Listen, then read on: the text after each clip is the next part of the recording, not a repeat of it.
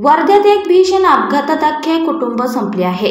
शहरातील पोलीस कर्मचारी कुटुंबासोबत माणगाव येथील श्रीराम मंदिरात रामनवमीनिमित्त महाप्रसादाच्या कार्यक्रमाला गेले होते। परतीचा प्रवास करत असताना जंगली प्राण्याला वाचवण्याच्या नादात त्यांचे वाहन समोर येणाऱ्या डिझेलच्या टँकरला धडकले। या भीषण अपघातात पोलीस कर्मचाऱ्याची पत्नी आणि मुलगा जागीच ठार झाले, तर पोलीस कर्मचारी आणि त्यांची मुलगी गंभीर जखमी झाले होते। त्यांच्यावर रुग्णालयात उपचार सुरू असताना त्यांची प्राणज्योत मालवली आहे। 7 एप्रिलला माणगाव येथील श्रीराम मंदिरात रामनवमी निमित्त महाप्रसादाचा कार्यक्रम आयोजित करण्यात आला होता।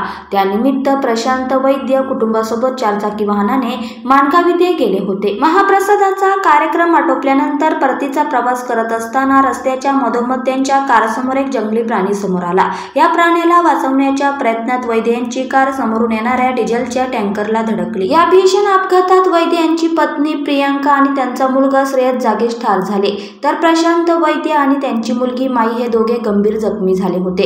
अपघाताची माहिती मिळताच ग्रामस्थांनी तातडीने पोलीस आणि रुग्णवाहिकेला पाचारण केले। जखमींना लगेच सेवाग्राम रुग्णालयात दाखल केले, पण प्रशांत वैद्य गंभीर जखमी असल्याने त्यांना पुढील उपचारासाठी नागपूर येथील रुग्णालयात दाखल केले, परंतु प्रशांत वैद्य आणि त्यांची मुलगी माईचा उपचारावेळी मृत्यू झाला आहे।